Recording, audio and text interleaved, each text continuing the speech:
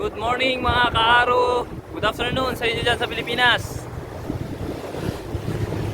Ito, for today's video, may aakitin tayong bundok na ngayon ko lang maakyat kasi ng mga nakaraan puro same route lang kami. So may nag-iya sa akin, yung kapatid ni Kuya Butch, magano daw kami mag-ride kasi wala siyang pasok. Yan siya, yung naka blue. Tapos France National tong isa kasama namin. Yan, akit kami sa bundok. 1.5 feet above sea level daw yung taas ng bundok. So tingnan natin, sana makakita tayo ng mga magagandang view para makita nyo din mga kaaro. Yan, nagsasalita ng Pranses, hindi ko maintindihan eh.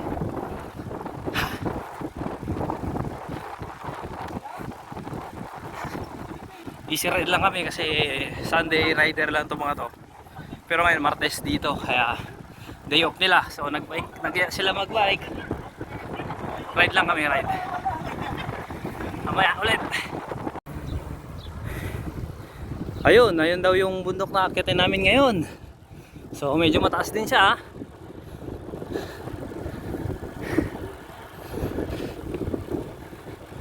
May mga sunflower. Maraming dito tanim na sunflower kasi yan pala yung ginagawa nilang mantika dito. Sunflower oil. Nakayuko pa siya. Nakayuko pa yung mga sunflower. Mamaya na yan. May mga ibang na nakabuka.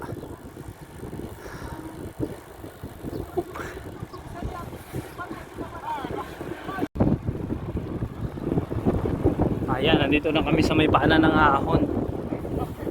Mag-i-start na kaming umahon. Yan yung mga bahay dito, luma. Mga vintage.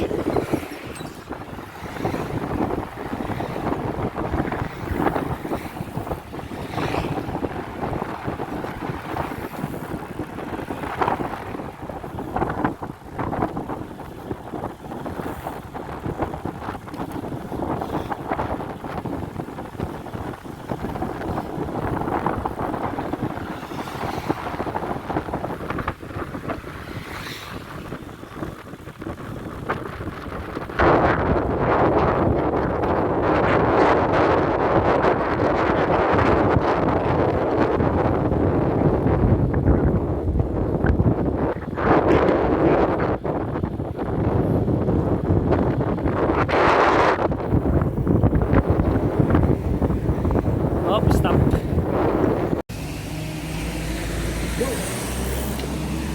Go, nag-stop.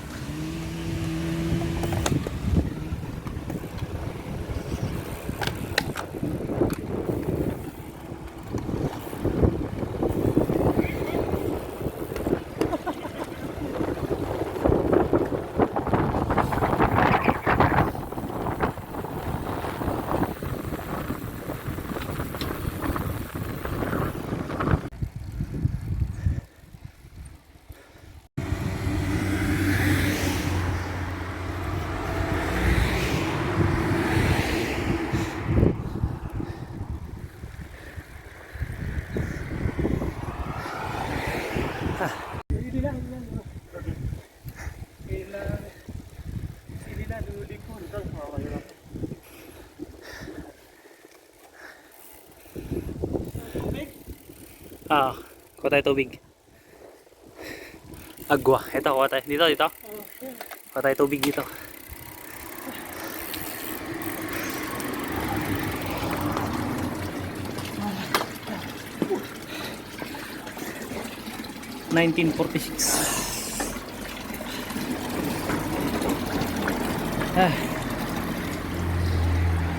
Libre ang tubig dito, libre.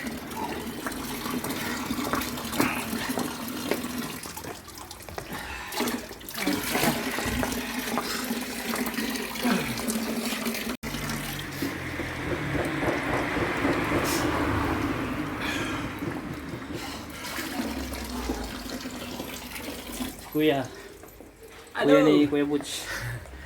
Kuya Joel. Kumusta po?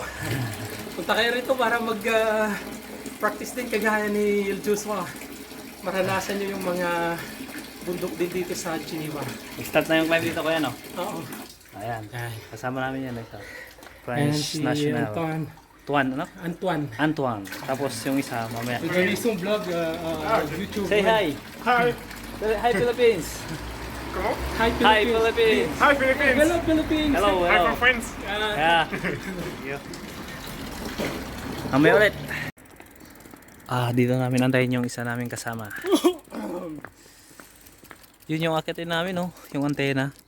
1,535. 1,535 meters above sea level. Oo. Above sea level. On va faire un jogging là. Après on arrive là, on a pas de Il m'a dit avant.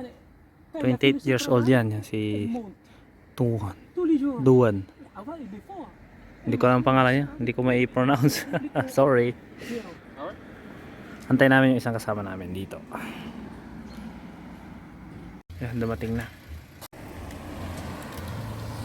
Yung katrabaho nila, kuya. Kasama namin mag-bike. Mélène. Jeanne, elle vient de faire. Hello. Salut. Elle s'appelle Joshua. Il est pas très fort. Mélène. Je me rappelle. Mélène. Let's go. Dito pa lang kami mag-umpisa. From La Barriette. La Barriette daw yung pupuntahan namin eh. Alam niyo naman dito, ang hirap i-pronounce yung mga lugar kasi France ang salita. Sa Swiss. Je vais passer à la télé avec eux alors.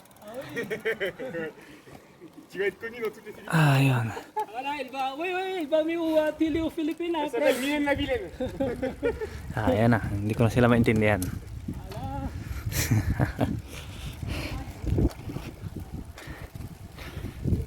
Oui, tu l'as dit qu'on était libre. 13 kilometer daw to, sabi ni kuya, na climb. So mag-start dito.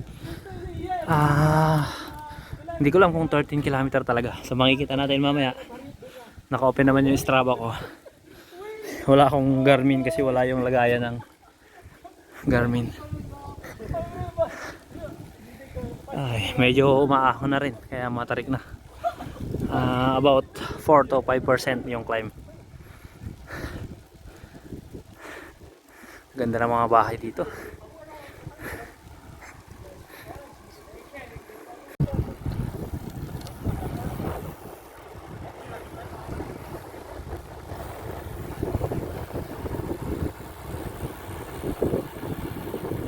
Ayun, may aso. Ujo! Yan yung arkitin namin. Yung antena. Mais ang ano naman dito, tanim, mais.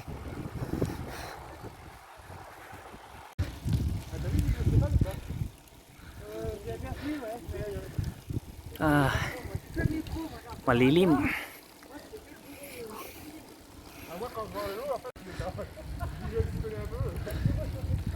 Masukal yung bundok. Malamig to pag umulan dito, mamaya patay na naman ako.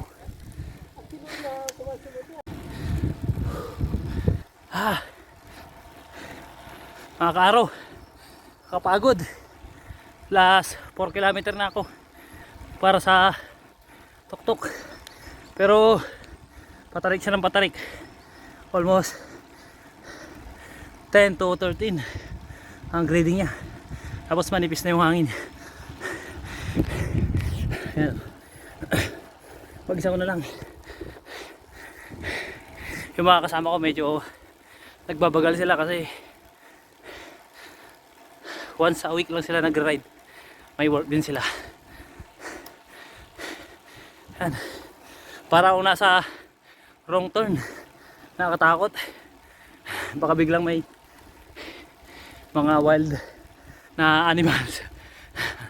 Pero sana wala naman. So mamaya ulit pagdating sa tuktok at mahirap na huminga.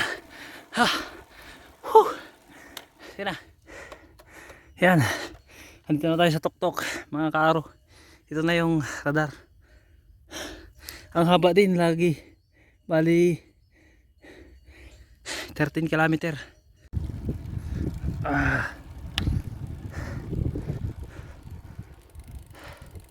And arrive Monte de la Barriet. Altitude 1,523.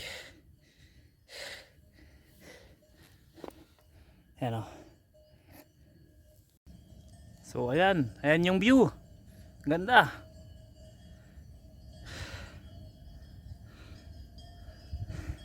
Ito yung radar na nakikita sa baba, yung itinuturo ko kanina. Ayan siya oh. Hindi ko alam, radar daw to ng mga anong tawag dito? Aeroplano? Ano ba yun? Pag ano, maglalanding na sa airport ng Geneva. So doon kami galing. Yan. Sa baba niyan, Geneva. Ito, bundok. 12.7 kilometer na average ng climb is 9 yung degrees, tapos may matarik siya parang 13 to 12 minsan. Ay, grabe, ang nipis na ng hangin, hirap na huminga. Lalo't ngayon lang ulit ako nakapag bundok, almost 1 month bago ulit ako nakapag bundok na mahaba. Puro lang flat yung tinitira namin mga nakaraan. Itong ano na to, van, diyan na sila natutulog. Camp, mga nagka-camp.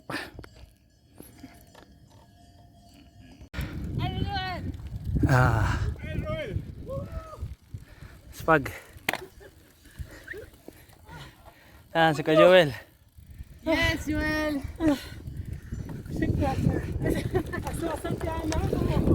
Ah ouais, vache. Spag. Combien?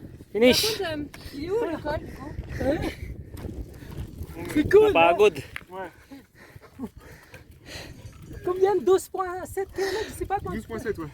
12.7, non? Eh, c'est plus dur que le Chalet, ça, je suis désolé. Hein? C'est plus dur là que Salib. Bien sûr. Bien sûr.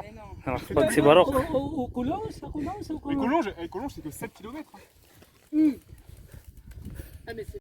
Mais moi j'ai Bien sûr cru, que j'ai peur. j'ai un peu cru quand même. Ganda yung saging. En fait, et évidemment, en fait, Ah, je me suis dit, il faut que j'accélère un peu. Je me dis, ouais, je Mawala yung gutom. je me suis dit, putain, il y a Makarecover. Après, on a accéléré encore pas aussi, mais Et je me suis c'est dit, fini.